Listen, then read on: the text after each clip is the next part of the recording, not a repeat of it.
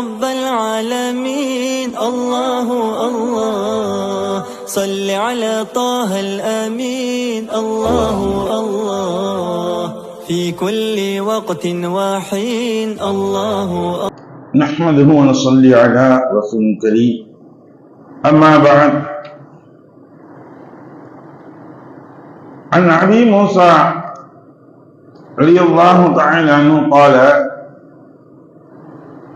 اختلف في ذلك راهتنا من مهاجرين والأنصار فقال أنصاريون لا يجب الغسل إلا من السفق أو من الماء وقال المهاجرون بل إذا خالط فقد وجب الغسل إلى آخر يوم قال النبي صلى الله عليه وسلم. அருமைக்குரிய சகோதரர்களே பெரியவர்களே,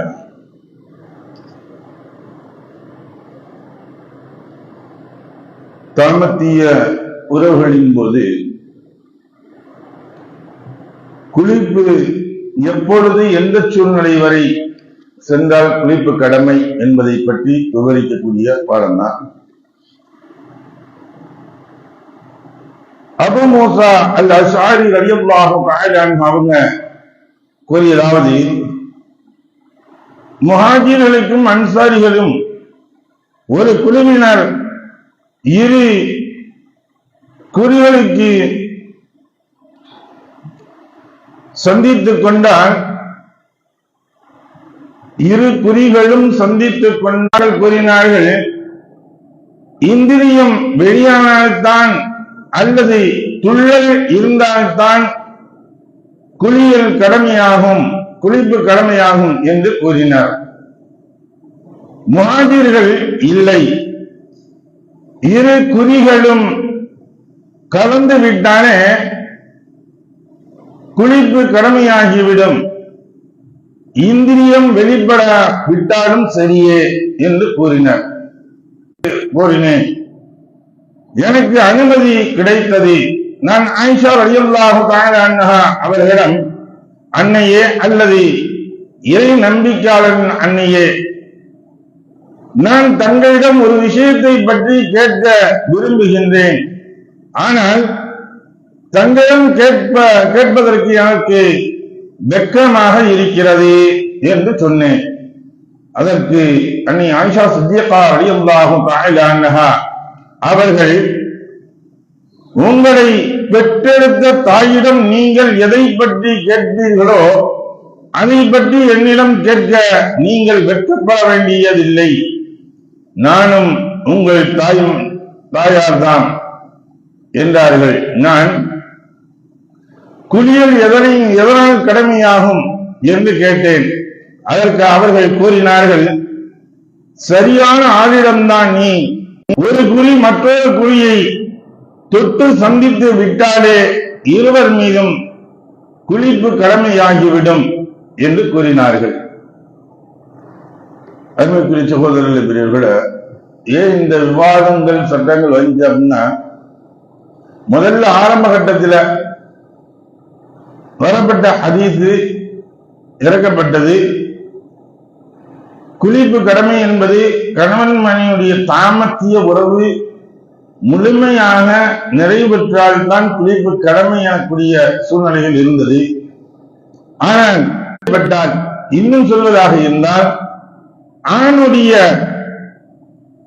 மொத்தப்பகுதிகள் மறையப்பட்டாலே குளிப்பு கடமையாகிவிடும். இந்த சமயத்துல தங்களுடைய இந்திரியங்கள் வெளிப்பட்டாலும் சரி வெளிப்படாவிட்டாலும் சரி உறுப்புகள் மறைந்து விட்டாலே அப்பொழுது குளிப்பு கடமையாகிவிடும், கண்டிப்பாக அவர்கள் குளிக்கதான் தீர வேண்டும் என்பதை பற்றி தான் இந்த ஹதீஸ்கள் விளக்குகின்றன. மேலும் பல்வேறு ஹதீஸ்களை பார்க்கும் பொழுது